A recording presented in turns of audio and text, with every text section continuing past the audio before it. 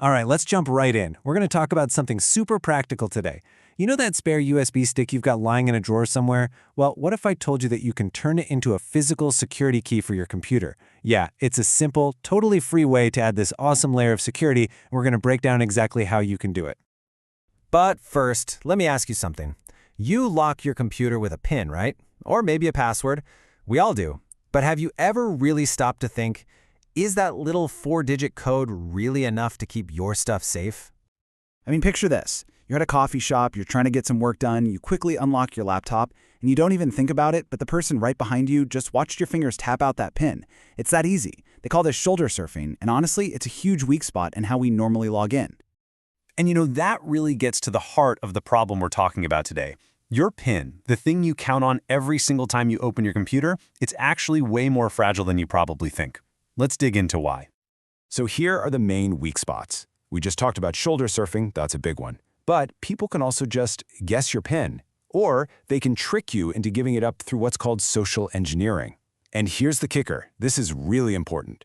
Even if you're using those fancy new passkeys that are supposed to replace passwords, if someone gets their hands on your device's PIN, they can often just waltz right past that security. The PIN is still kind of the master key to the whole kingdom. So, what do we do about it?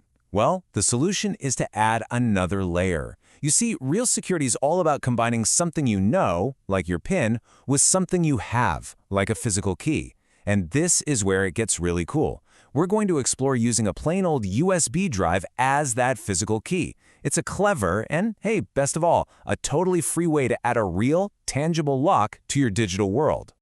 Now, just to be clear, there are basically two ways you can go about this. On one side, you've got the professional stuff, the gold standard. Dedicated hardware keys, you've probably heard of YubiKey.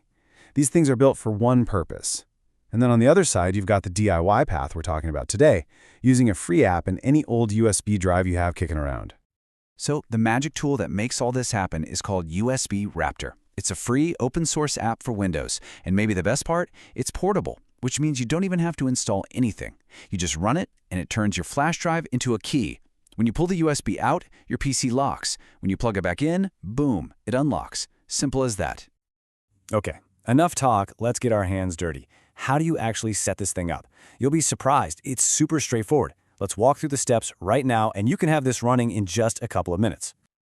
Okay, so as you can see, it's just a few simple steps. First, you'll download and extract the program. Easy enough. Next, you create an encryption password, and seriously write this down somewhere safe. Then, just pop in your USB drive, let the app find it, and click one button to create the special key file on that drive. The very last step is just ticking the enable box to turn the whole system on. That's literally it.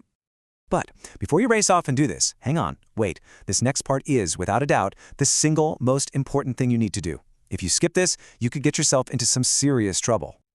Okay, look closely. This is your lifesaver.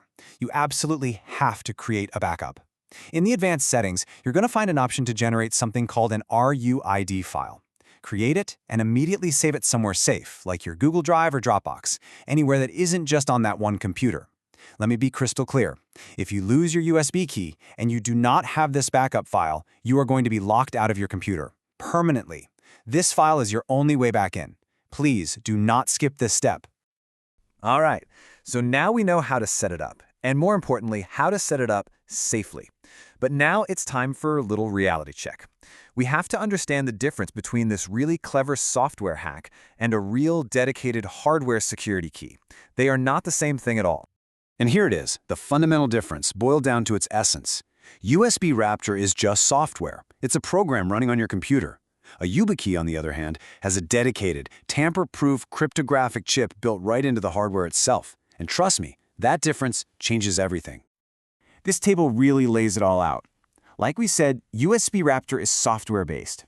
That makes it perfect for stopping someone from just walking up to your computer and using it. You know, a roommate, a coworker, someone in a shared office. It's a physical barrier. A YubiKey with its dedicated chip is built to stop much scarier stuff, like remote hackers trying to phish you. And yeah, that's reflected in the price and what they're best for. USB Raptor is a fantastic free tool for that extra layer of casual security. A YubiKey is a serious investment to protect your most important accounts from skilled attackers online.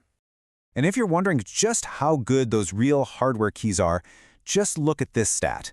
Google gave them to all of its employees. And since 2017, they have had zero, not one, zero successful phishing attacks on their employees. That's the power of dedicated hardware security. It just goes to show how rock solid that gold standard really is. So what's the final verdict on USB Raptor? Look, it's a fantastic, super clever, and totally free upgrade for your security. It does exactly what it says on the tin. It stops someone from casually snooping on your machine if you walk away. But let's be real, it's not the tool you're going to rely on to protect national security secrets or fend off a sophisticated targeted cyber attack. And that really leaves us with one last question. And this one's for you to think about. Now that you understand the difference between a clever software lock and true hardware security, you can make a smart decision. For your own security, for the stuff you need to protect, is this clever hack enough?